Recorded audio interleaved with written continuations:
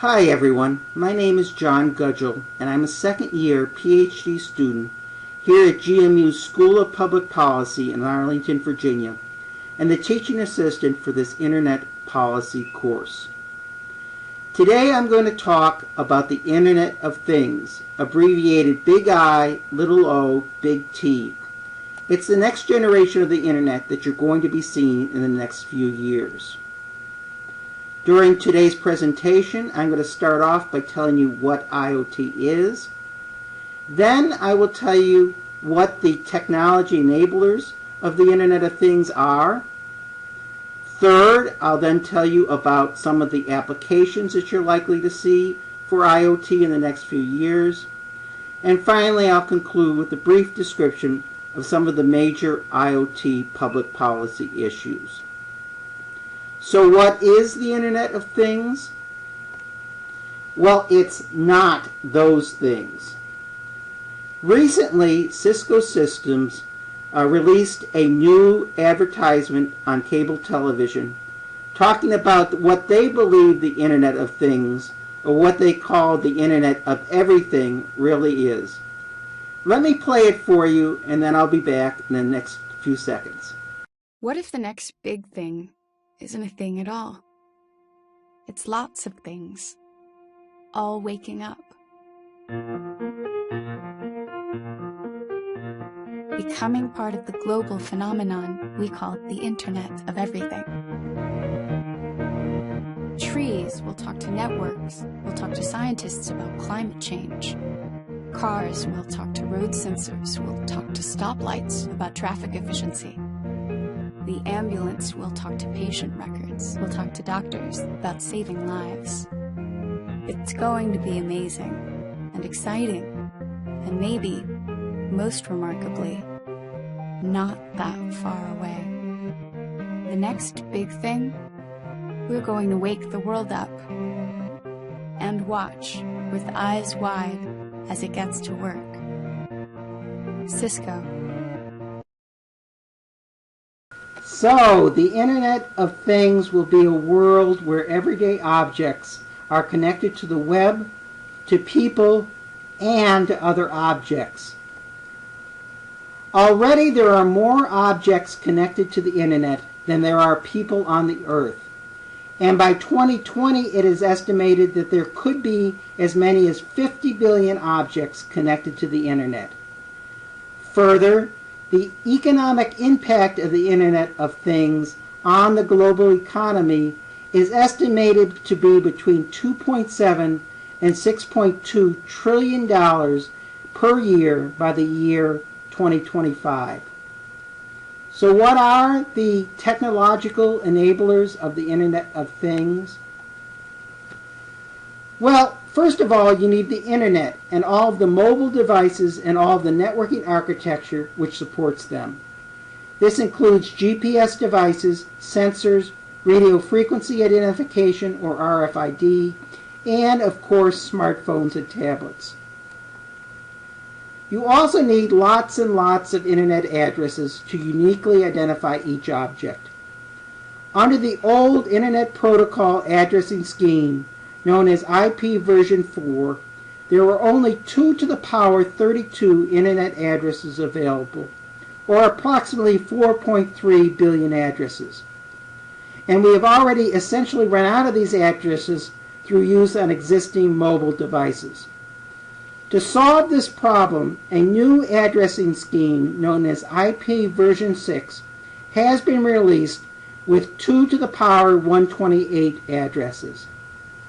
This is a really huge number of Internet Protocol addresses, more than the estimated number of grains of sand on the entire Earth, or the estimated number of stars in the entire universe.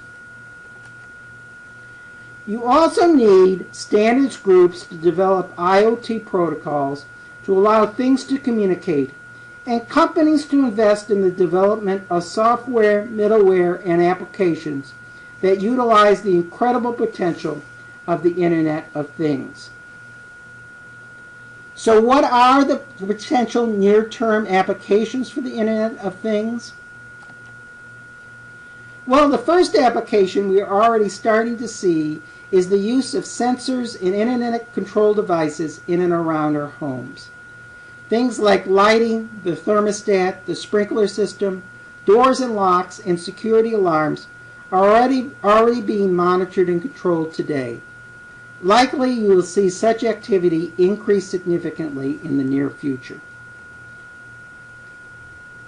Such capabilities will be expanded even further to enable remote monitoring and control of building systems and all sorts of capabilities associated with smart systems, cities, including system control of major infrastructure including transportation, water and sewer, and electric, public safety and environmental monitoring, and support for health and government services. All will be enabled and enhanced through the Internet of Things. The Internet of Things will begin to be adopted in hospitals, pharmacies, and by healthcare professionals to monitor patient care.